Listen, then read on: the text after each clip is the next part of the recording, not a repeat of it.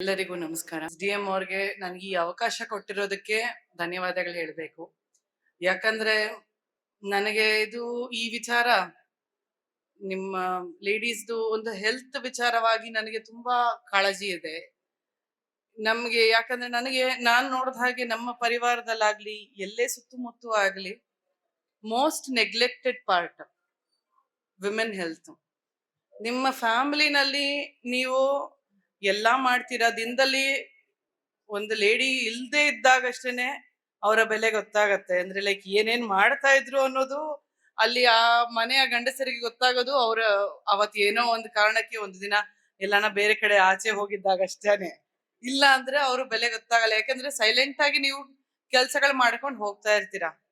ಮತ್ತೆ ಆಯ್ತು, ಯಾರ್ಗನ ಮನೆಯವ್ರಿಗೆ ಹುಷಾರಿಲ್ವಾ, ಮಕ್ಕಳಿಗೆ ಹುಷಾರಿಲ್ವಾ, ಫಸ್ಟ್ ಗಮನ ಕೊಡ್ತೀರಾ. ನಿಮಗ್ ಹುಷಾರಿಲ್ದೇ ಇದ್ರೆ ಎಷ್ಟಾಗತ್ತೋ ಅಷ್ಟು ನೆಗ್ಲೆಕ್ಟ್ ಮಾಡ್ತೀರಾ. ಯಾವಾಗ ತಡಿಯಕ್ಕಾಗಲ್ಲ ಇನ್ನ ಅನ್ನೋ ಹಂತದ್ ಬರೋವರೆಗೂ ನೆಗ್ಲೆಕ್ಟ್ ಮಾಡ್ತೀರಾ. ಆಮೇಲಿಂದ ತೀರಾ ಹತ್ತಿಗಿದ್ಮೇಲಿಂದ ಆಮೇಲಿಂದನಷ್ಟೇ ಡಾಕ್ಟರ್ ಹತ್ರ ಹೋಗ್ಬೇಕು ಅಂತ ನೋಡ್ತೀರಾ. ಅಷ್ಟೇ ಅಲ್ಲ, ಕೆಲವು ವಿಚಾರಗಳಲ್ಲಿ ಏನಾಗತ್ತೆ, ಒಂದು ಸಂಕೋಚ ಇರುತ್ತೆ. ಒಂದು ಇನ್ನೊಂದು ಒಂದು ಸ್ಟಿಗ್ಮಾ ಅಂತಾರಲ್ಲ, ಏನಂತಾರೋ ಜನ, ನನ್ಗೆ ಈ ತರ ಪ್ರಾಬ್ಲಮ್ ನನಗಿದೆ ಅಂತಂದ್ರೆ ಏನ್ ಅನ್ಬಿಡ್ತಾರೋ ಅಂತ ಯೋಚನೆ ತುಂಬಾ ಮಾಡ್ತೀರಾ. ಏನನ್ನ ಬೇರೆ ನನ್ನನ್ನ ಟ್ಯಾಗ್ ಮಾಡ್ಬಿಡ್ತಾರ. ಈಗ ಚಿಕ್ಕ ವಯಸ್ಸು ಮಕ್ಕಳಾದ್ರೆ ಒಂದು 15, 20, 25 ವರ್ಷ ಹುಡುಗಿ, 20 ವರ್ಷ ಮದ್ವೆ ಇನ್ನ ಇವಾಗ ಆಗಿದೆ ಅನ್ನೋ ಲೇಡೀಸ್ ಆದ್ರೆ ನನಗೆ ಪೀರಿಯಡ್ಸ್ ಸರಿಯಾಗಿ ರೆಗ್ಯುಲರ್ ಆಗಿ ಆಗ್ತಾ ಇಲ್ಲ ನಾ ಹೇಳಿದ್ರೆ ಏನ್ ಅನ್ಕೊಂತಾರೋ, ನನ್ ಮೇಲೆ ಬ್ಲೇಮ್ ಮಾಡಿದ್ರೆ ಏನಂತಾರ, ಈ ತರ ಒಂದು ಯೋಚನೆ ಇರುತ್ತೆ. ಇನ್ನೊಂಚೂರು ಏಜ್ ಆದ್ಮೇಲಿಂದ ಅರೆ ನಾನ್ ಏನಾನ ಹೇಳಿದ್ರೆ ಹಿಂಗೆ ನನ್ ಮೇಲೆ ಸುಮ್ನೆ ಕಾರಣ ಹೇಳ್ತಿದ್ದಾರೆ ಅಂತ ಅನ್ಕೊಂತಾರೆ ಅನ್ನೋ ಒಂದು ಬ್ಲೇಮ್ ಬರುತ್ತೆ. ಬಿಕಾಸ್ ನಾನು ಇದೆಲ್ಲ ಯಾಕೆ ಹೇಳಬಲ್ಲೆ ಅಂದ್ರೆ ಇದು ಎಲ್ಲಾರ್ ಫ್ಯಾಮಿಲಿನಲ್ಲೂ ಇರುತ್ತೆ. ನೀವೇ ಅಲ್ಲ, ನಾನು ಎದುರಿಸ್ತೀನಿ. ಪ್ರತಿಯೊಬ್ರು ಇದನ್ನ ಎದುರಿಸಿ ಇದನ್ನ ನೋಡ್ಕೊಂಡೇ ಮುಂದೆ ಬರ್ಬೇಕು. ಆದ್ರೆ ನಾನು ಒಂದು ಮಾತು ಹೇಳೋದೇನಂದ್ರೆ, ನಿಮ್ಗೆ ಏನೇ ತೊಂದರೆ ಇರ್ಲಿ ಆಯ್ತಾ, ಯಾವತ್ತೂ ಅದನ್ನ ಮುಚ್ಚಿಡದೆ ಆಯ್ತಾ ಮುಂದಕ್ಕೆ ತಂದು ತರಬೇಕು. ಈ ತರ ಅಟ್ಲೀಸ್ಟ್ ಈ ತರ ಶಿಬಿರಗಳು ಮಾಡಿದಾಗ ನಿಮ್ಗೆ ಹೇಗೆ, ಯಾಕಂದ್ರೆ ನಾನು ನಮ್ಮ ತಾಯಿನ 2009ರಲ್ಲಿ ಕಳ್ಕೊಂಡೆ. She had breast cancer. ನಮಗೆಲ್ಲ ಅವೇರ್ನೆಸ್ ಇತ್ತು, ಫಸ್ಟ್ ಸ್ಟೇಜ್ ಅಲ್ಲೇ ಕಂಡಿಡಿದ್ವು. ಅದನ್ನ ನೀಟಾಗಿ ಫಸ್ಟ್ ಎಲ್ಲ ಇದು ಮಾಡಿದ್ರು. ಪ್ರೊಸೀಜರು ತುಂಬಾ ಅಗ್ರೆಸಿವ್ ಆಗಿತ್ತು. ಆಯ್ತು, ಅದನ್ನ ವಿ ಕುಡ್ ನಾಟ್ ಫೈಟ್. ಅವರು ತೀರ್ಕೊಂಡ್ರು, 2019ರಲ್ಲೇ ತೀರ್ಕೊಂಡ್ರು. ನಾನು ಈ ಹುದ್ದೆಗೆ ಬರೋದನ್ನ ನೋಡಕ್ ಆಗ್ಲಿಲ್ಲ ಅವರು. ನನಗೆ ಅದೊಂದು ತುಂಬಾ ಅಸಮಾಧಾನ ಇದೆ. ನಮ್ ತಾಯಿ ಯಾವತ್ತು ಅವ್ರಿಗೆ ಆಸೆ ಇತ್ತು ಎಲ್ಲಾರ ಮುಂದಕ್ಕೆ ಬರ್ಲಿ ಅಂತ. ಇವತ್ತು ನೋಡಿದ್ರೆ ಅವ್ರಿಗೆ ಖುಷಿ ಇರೋದು. ಅವ್ರು ನೋಡಕ್ ಆಗಿಲ್ಲ ಅನ್ನೋದು. ಬಟ್ ಯಾಕಂದ್ರೆ ಅವ್ರ ಹೆಲ್ತ್ ಅವ್ರು ನೋಡ್ಕೋಬೇಕು. ನಾನು ಅದನ್ನೇ ಹೇಳೋದೇನಂದ್ರೆ, ನೀವು ಎಷ್ಟೇ ನಿಮ್ಮ ಮಕ್ಕಳಿಗೆ ಏನ್ ಮಾಡಿ ನಿಮ್ಮ ಹೆಲ್ತ್ ನ ನೀವು ನೆಗ್ಲೆಕ್ಟ್ ಮಾಡಿದ್ರೆ ನಾಳೆ ದಿನ ತೊಂದರೆ ಆಗೋದು ನಿಮಗೆ, ಜೊತೆಗೆ ನಿಮ್ಮ ಮಕ್ಕಳಿಗೂ ಸಹ. ಎಷ್ಟು ಅವ್ರಿಗೆ ತಾಯಿ ಅಗತ್ಯ ಇರುತ್ತೆ ಅನ್ನೋದು ತಾಯಿ ಇಲ್ದೇ ಇರೋರ್ಗಷ್ಟೇ ಗೊತ್ತಾದ. ಈಗ ಮದ್ವೆ ಆದ್ಮೇಲೆ ನನಗೆ ಮಕ್ಕಳಿಗೆ ಎಷ್ಟು ನನ್ನ ತಾಯಿನ ನಾನ್ ಮಿಸ್ ಮಾಡ್ಕೊಂಡೆ ಅನ್ನೋದು ನನಗ್ ಗೊತ್ತು. ನನ್ನ ತಾಯಿ ಅವ್ರು ನೋಡ್ಕೊಂಡು ಅವ್ರು ಇರ್ಬೇಕಿತ್ತು ಅನ್ನೋ ತುಂಬಾ ಆಸೆ ನನಗೂ ಇದೆ. ಸೊ ಅದಕ್ಕೆ ಯಾವತ್ತಿಗೂ ಏನಂದ್ರೆ, ನಿಮ್ಮ ಹೆಲ್ತ್ ನೋಡ್ಕೊಳ್ಳೋದು ತುಂಬಾ ಇಂಪಾರ್ಟೆಂಟ್. ಎಲ್ಲಾ ಲೇಡೀಸ್ಗೆ ನೀವು ಇದ್ ಮಾಡ್ದಂಗೆ ಒಂದೊಂದು ಏಜ್ ವೈಸ್ ಒಂದೊಂದ್ ತರ ತೊಂದರೆಗಳು ಆಗ್ತಾ ಇರುತ್ತೆ. ಈಗ ಒಂದು 10, 15, 16 ವರ್ಷ ಆದ್ಮೇಲೆ ಸ್ಟಾರ್ಟಿಂಗ್ ನಿಮ್ಮ ಸೈಕಲ್ ಅದು ಸ್ಟಾರ್ಟ್ ಆದಾಗ ಅದು ಒಂಥರ ಪ್ರಾಬ್ಲಮ್ಸ್ ಇರುತ್ತೆ. ಕೆಲವರಿಗೆ ಬ್ಲೀಡಿಂಗ್ ಜಾಸ್ತಿ ಇರ್ಬೋದು, ಎಲ್ಲ ಏನೇನ ಯೋಚನೆಗಳಿರ್ಬೋದು. ಈಗ ನಾವ್ ಇಂಥ ವಿಚಾರಗಳನ್ನ ಮಾತಾಡಕ್ಕೆ ಯೋಚನೆ ಮಾಡ್ತೀವಿ. ನಾವು ಈಗ ಎಲ್ಲಾರನು ಹಿಂಗ್ ನಾನ್ ಓಪನ್ ಆಗಿ ಮಾತಾಡ್ಬೋದಾ? ಮಾತಾಡ್ಬೇಕು. ಮಾತಾಡಿದ್ರೆ ಅಷ್ಟೇನೆ ನಾವು ಅದನ್ನ ಸಾಲ್ವ್ ಮಾಡ್ಕೊಳಾಗಲ್ಲ. ಹಿಂಜರಿದ್ರೆ ನಮ್ಮ ಹೆಲ್ತ್ ಅಷ್ಟೇನೆ ನಾವು ತೊಂದರೆ ಮಾಡ್ಕೊಳ್ತೀವಿ. ಇನ್ಯಾರಿಗೂ ತೊಂದರೆ ಆಗಲ್ಲ, ನಮಗಷ್ಟೇ ತೊಂದರೆ ಮಾಡ್ಕೋತೀವಿ. ನಾವು ಮಾತಾಡ್ಬೇಕು, ಪರಿವಾರದಲ್ಲೂ ಮಾತಾಡ್ಬೇಕು, ಇದ್ರ ಬಗ್ಗೆ ಹೇಳ್ಬೇಕು. ಇಲ್ಲ, ಈ ತರ ನಂಗೆ ತೊಂದರೆ ಇದೆ, ನಾನು ಹೋಗ್ಬೇಕು, ನನ್ನ ಯಾರನ್ನ ತೋರ್ಸ್ಬೇಕು, ನನ್ ಡಾಕ್ಟರ್ ಹತ್ರ ಹೋಗ್ಬೇಕು ಅಥವಾ ಏನಾನ ಇದೆ. ಯಾಕಂದ್ರೆ ಯಾವಾಗ್ಲೂ ಎಲ್ಲದಕ್ಕೂ ಒಂದು ಸೊಲ್ಯೂಷನ್ ಇದ್ದೇ ಇರುತ್ತೆ. ನೀವು ಅನ್ಕೋಬಹುದು ಇದು ನಾರ್ಮಲ್ ಇರ್ಬೋದು ಅಂತ, ಬಟ್ ಇಲ್ಲ, ಒಂದು ಸೊಲ್ಯೂಷನ್ ಇದ್ದೇ ಇರತ್ತೆ. ಸೊ ನೀವು ಯಾವತ್ತೂ ಹಿಂಜರಿಕೂಡ್ದು. ಒಂದೊಂದು ಹಂತದಲ್ಲಿ ನಾನು ಹೇಳ್ದಂಗೆ, ಈಗ ಒಂದು 15ರಿಂದ ಮದ್ವೆ ಆದ್ಮೇಲೆ ಯಾವಾಗ್ಲೂ ಏನೋ ಮಕ್ಳು ಆಯ್ತಾ ನಾರ್ಮಲ್ ಆಗಿ ಹಾಕೊಂಡ್ ಹೋಗ್ಬಿಟ್ರೆ ತೊಂದ್ರೆ ಇಲ್ಲ. ಆಗಿಲ್ಲ ಅಂದ್ರೆ ಫಸ್ಟ್ ಬ್ಲೇಮ್ ಬರೋದು ಯಾರ ಮೇಲೆ? ಏನೋ ತೊಂದ್ರೆ ಇದೆ ಇವಳಿಗೆ ಅಷ್ಟೇ. ಎಷ್ಟು ಲೇಡೀಸ್ಗೆ ತೊಂದರೆ ಇರುತ್ತೋ ಅದಕ್ಕಿಂತ 10ರಷ್ಟು ಜಾಸ್ತಿ ಜೆಂಟ್ಸ್ಗೂ ತೊಂದರೆ ಇರ್ಬೋದು. ಎಲ್ಲಾರ್ನು ಪರಿಶೀಲನೆ ಮಾಡೋ ಅಗತ್ಯ ತುಂಬಾ ಇರತ್ತೆ ಅಲ್ಲಿ. ಮತ್ತೆ ಲೇಡೀಸ್ದು ಅದಾಯ್ತು, ಒಂದ್ ಹಂತ ಆಯ್ತು, ಮಕ್ಕಳಾಯ್ತು, ಆಮೇಲೆ ಇನ್ನೂ ಜಾಸ್ತಿ ಅವ್ರ ಕೇರ್ ಅವ್ರು ಮಾಡ್ಬೇಕು.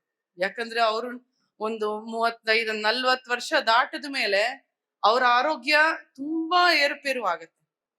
40ರಿಂದ 50 ವರ್ಷ ಸರಿಯಾಗಿ ಅಂದ್ರೆ ಮೆನೋಪಾಸ್ ಟೈಮ್ ಅಂತಾರಲ್ಲ, ಅದನ್ನ ದಾಟೋದು ತುಂಬಾ ಕಷ್ಟ ಇದೆ. ಅದು ನೀವು ಹೆಲ್ದಿಯಾಗಿ ದಾಟಿದ್ರಿ ಅಂದ್ರೆ ನಿಮ್ದು ಆರೋಗ್ಯ, ನಿಮ್ದು ವಯಸ್ಸು ತುಂಬಾ ದಿನ ಆರೋಗ್ಯವಾಗಿರಬಹುದು ನೀವು. ಆ ಟೈಮಲ್ಲೂ ಸುಮಾರು ತೊಂದರೆಗಳಾಗತ್ತೆ.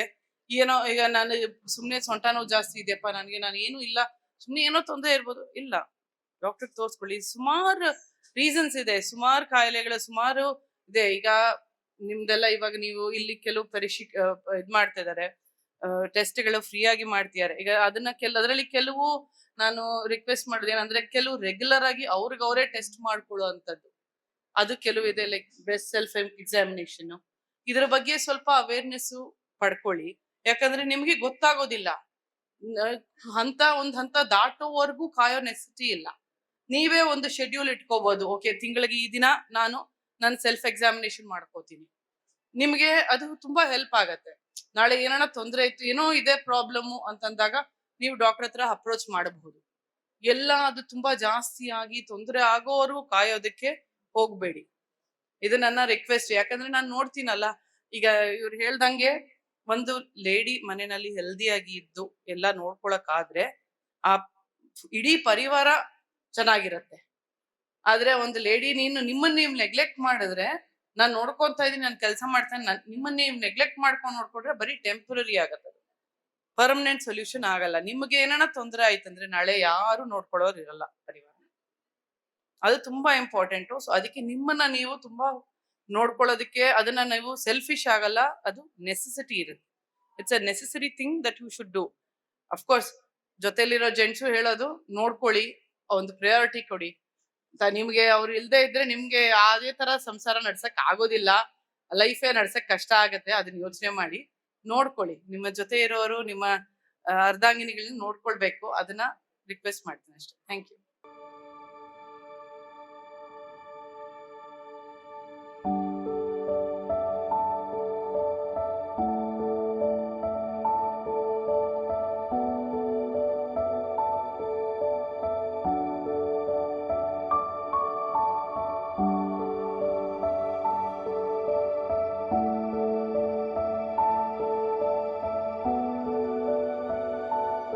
ನನ್ನ ಹೆಸರು ನವೀನ್ ಅಂತ.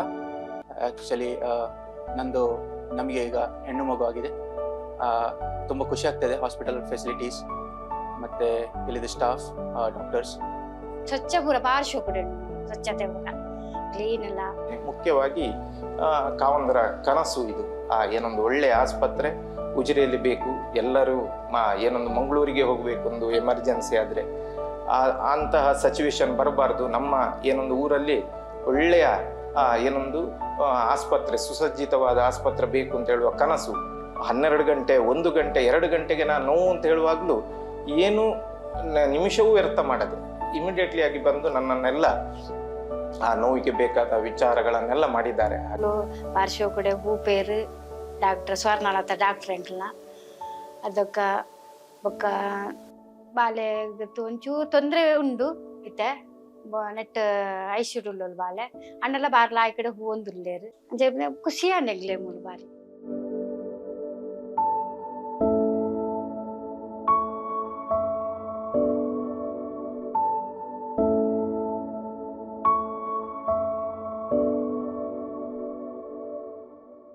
In my world of cinema, all I had was a dream and where I wanted to be, and the will to work hard for it, real hard. And who can understand this better than Rohan Corporation? After all, it has only taken them 30 years of hard work, passion and dedication to have built success. Rohan Corporation India Private Limited, signature of trust. MCC bank limited ಇದೀಗ ದೇರ್ಲಕಟ್ಟೆಯಲ್ಲಿ ತನ್ನ 22ನೇ ಶಾಖೆಯನ್ನು ಆರಂಭಿಸಿರುವ ಸಂಭ್ರಮದಲ್ಲಿ ವಿಶೇಷ banking ಸೇವೆಗಳನ್ನು ನೀಡುತ್ತಿದೆ. ವಿದೇಶದಲ್ಲಿರುವ ಭಾರತೀಯರಿಗಾಗಿ NRI banking ಸೌಲಭ್ಯ, ನಮ್ಮೆಲ್ಲ ಗ್ರಾಹಕರಿಗಾಗಿ ಸುಲಭ ಖಾತೆ ತೆರೆಯುವಿಕೆ, ಆಕರ್ಷಕ ಬಡ್ಡಿ ದರಗಳು ಹಾಗೂ ಸುರಕ್ಷಿತ ಹಣಕಾಸು ವ್ಯವಹಾರಗಳು. ನಿಮ್ಮ ಅಮೂಲ್ಯ ದಾಖಲೆಗಳು ಮತ್ತು ಆಭರಣಗಳ ಸುರಕ್ಷತೆಗಾಗಿ ಲಾಕರ್ ಸೌಲಭ್ಯ ಹಾಗೂ ಇನ್ನಿತರ ಸೌಲಭ್ಯಗಳು. 114 ವರ್ಷಗಳಿಂದ ನಿಮ್ಮ ಸೇವೆಯಲ್ಲಿ. ಇಂದೇ ನಿಮ್ಮ ಹತ್ತಿರದ ಎಂಸಿಸಿ ಬ್ಯಾಂಕ್ ಶಾಖೆಯನ್ನು ಸಂಪರ್ಕಿಸಿ. ದೂರವಾಣಿ ಸಂಖ್ಯೆ 7090701105. ಟೋಲ್ ಫ್ರೀ ಸಂಖ್ಯೆ 1800 123 2966. ಷರತ್ತುಗಳು ಅನ್ವಯ.